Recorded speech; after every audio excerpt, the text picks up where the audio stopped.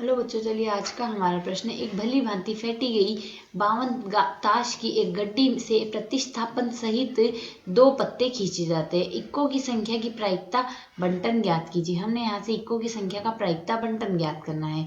तो यहाँ से इस प्रश्न को करने हेतु हमारे पास यहाँ से हमारी मुख्य अवधारणा रहेगी। 52 ताश के पत्तों की हमें गड्डी दी गई है, तो 52 ताश में से हमारे पास 4 पत्ते तो होते हैं इक्के। प्रत्येक कलर में हमारे पास एक एक इक्का होता है, तो 4 इक्के होंगे हमारे पास। अब हमारे पास हमने क्या देखना है, इक्कों की संख्या की प्रायिकता ज्ञात कीजिए। तो यहाँ से इक्कों की संख्या की हमें प्रायिकता ज्ञात करनी है। यदि 2 पत्ते खींचे जा रहे हैं तो प्रायिकता बंटन हमने निकालना होगा। तो यहाँ से हमारे पास निम्न स्थितियां बन सकती है।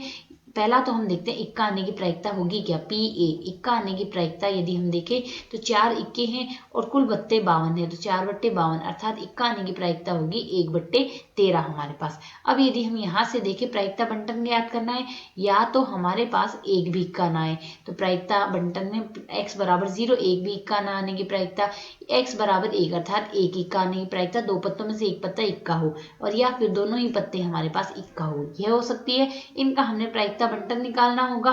तो यदि हम यहाँ से देखें एक भी इक्का ना आए अर्थात प्रायिकता ज्ञात करें जब एक भी इक्का ना हो। यहाँ से एक्स पी हम देख रहे हैं x बराबर 0 अर्थात एक भी इक्का ना आने की प्रायिकता।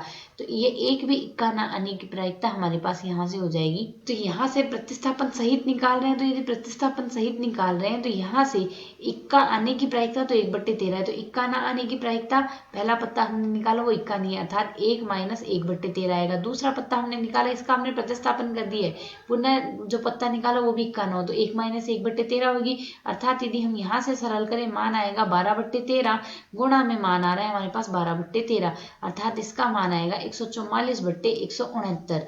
अब यदि हम आगे सरल करें तो अब हमने देखना है एक इक्का आने की प्रायिकता, अर्थात हमने प्रायिकता ज्ञात करनी है कि हमने जो 2 पत्ते निकाले उनमें से एक इक्का हो। तो इक्का आने की प्रायिकता तो 1/13 है और इक्का ना आने की प्रायिकता 1 - 1/13 होगी। दूसरी स्थिति बन सकती है, हमने मान लिया पहला पत्ता हमने निकाला वो इक्का आया था, दूसरा पत्ता इक्का नहीं आया। अब यदि है तो स्थिति भी तो हो सकती है, पहला पत्ता हमारे पास इक्का ना आए अर्थात उसकी प्रायिकता 1 - 1/13 अर्थात 12/13 गुणा में आएगा, दूसरा पत्ता जो निकाला है वो इक्का आ जाए। सरल कर ले तो मान आएगा 2 गुणा में 12/13 गुणा में 1/13 आ रहा है हमारे पास।